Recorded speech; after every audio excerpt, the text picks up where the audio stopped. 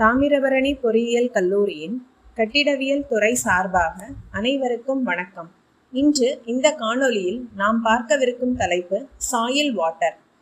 Soil water மண்ணில் எந்த வடிவத்தில் இருந்தாலும் காணப்படும் நீர் மண் நீர் அல்லது சாயில் வாட்டர் என்று அழைக்கப்படுகிறது. மண்ணின் துளைகள் இடையே இந்த நீர் காணப்படும். சாயில் வாட்டர் பொதுவாக இரண்டு முக்கிய வகைகளாக பிரிக்கப்படுகிறது.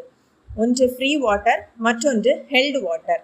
ஃப்ரீ வாட்டர் மண்ணின் வெற்றிடங்களை தொடர்ந்து நிரப்பி நிலத்தடி நீர்மட்டம் வரை காணப்படும் நீர் ஃப்ரீ வாட்டர் அல்லது கிரவுண்ட் வாட்டர் என்று அழைக்கப்படும்.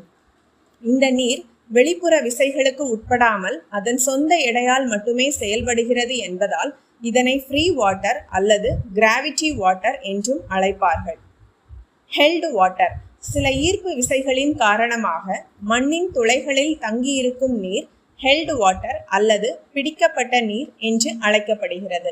இது மூன்று வகைப்படும்.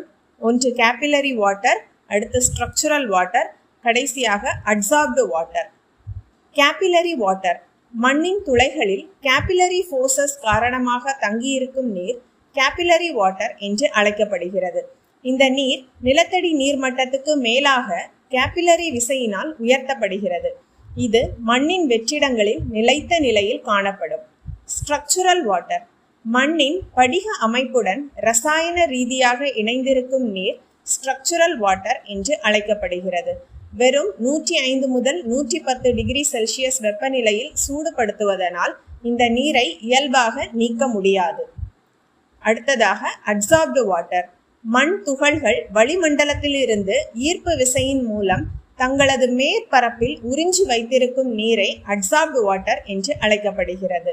இந்த நீர் அட்ஹெஷன் காரணமாக மண் துகள்களின் மேற்பரப்பில் தங்கியிருக்கும்.